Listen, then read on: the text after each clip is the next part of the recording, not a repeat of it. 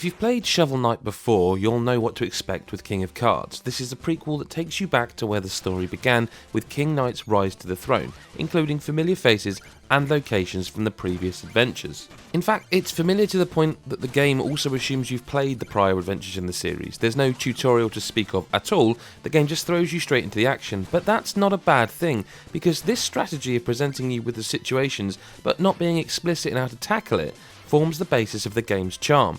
Each screen you have to traverse is a mini puzzle of sorts. King of Cards is challenging you to tackle it with a mixture of common sense and trial and error. The fluidity of the movement, if anything, feels better than the previous games. As King Knight, you're in charge of his gorgeously slick moves. With his jumps, shoulder bashes and spinning hops, you feel equal parts the gracious dancer and the ultimate layer of the smackdown. You always feel like you're in control, with movement flowing as it should. The button inputs feel responsive and always acknowledge the context-sensitive moments when you need them to.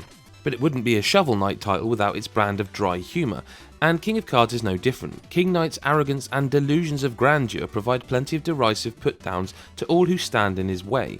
Also, the various puns and wordplay had me rolling my eyes and bearing a wry smile in equal measure. The relationship between King Knight and his mother is a particular highlight, the doting parent shtick having been done many times before, but it still seems to land with the funny moments.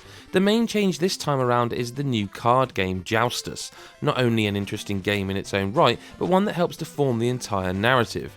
King Knight's aim throughout his adventure is to become the Joustus champion. To do this, he must overcome the 3 champions of the House of Joustus. This card game serves as a break from the traditional platforming, shifting to mental challenges to overcome foes. Joustus reminds me of Tetramaster in Final Fantasy IX, with its characters and arrow combinations. It doesn't play exactly the same, but requires a similar approach in terms of tactics and planning. It's fun to play, and the fact that you can see your opponent's hand as well as your own adds an extra layer of tactical play as you run through scenarios in your head and counter possible strategies from your adversary. There are entire stages devoted to Joustus that require you to beat 3 regular opponents before facing off against a tougher boss enemy in a battle of wits. The basics are explained well, but some of the details are strangely absent. Different card attacks and abilities, particularly in the cards you'll discover late in the game, are left unexplained. True, it follows the premise of showing but not telling from the main game, but whereas that platforming is intuitive, a brand new card game perhaps needs more of its intricacies showcasing. You could even drip feed players throughout the game to avoid overloading people up front. But perhaps the biggest question mark is how underused Joustus feels throughout. Most of the gameplay is traditional Shovel Knight platforming, and it feels odd with a title like King of Cards that you barely spend any of your time playing cards.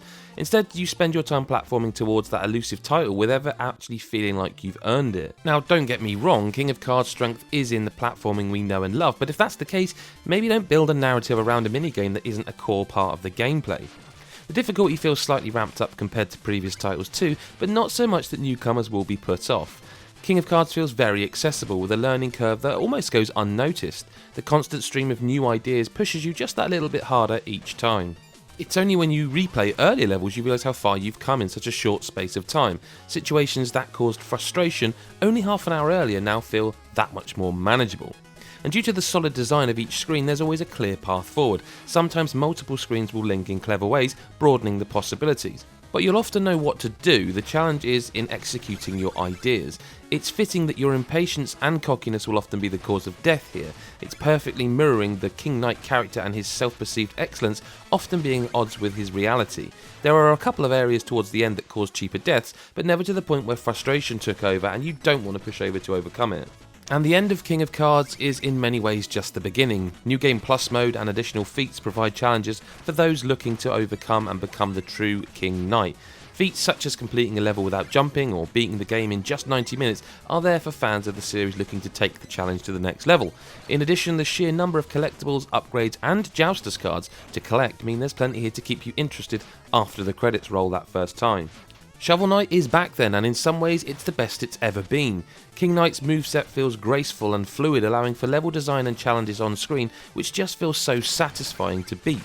The controls are as tight as you would expect, and there's plenty of humour, challenge and content to keep you coming back for more. The only disappointment is Joustus, which feels underused and underexplained, which is a shame considering this is one of the game's main differences when compared to the previous titles. But as an additional minigame, it is most welcome, as is more Shovel Knight for that matter. King of Cards is a worthy addition to the series that both fans and newcomers can enjoy. Shoulder barging skeletons into lava has never been more fun.